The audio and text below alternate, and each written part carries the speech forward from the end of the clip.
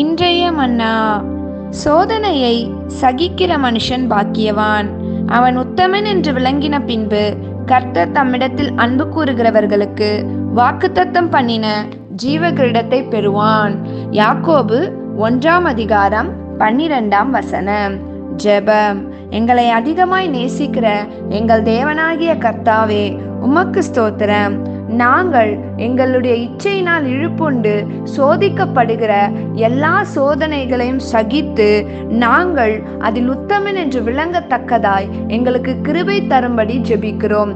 மேலும் எங்களுக்கென்று நீர் நியமித்து வைத்திருக்கிற அந்த பாதையில் நாங்கள் ஓடி நீதியின் கிரீடத்தை பெற்றுக்கொள்ள எங்களுக்கு உதவி செய்யும்படி இயேசுவின் நாமத்தில் ஜெபிக்கிறோம் நல்ல பிதாவே.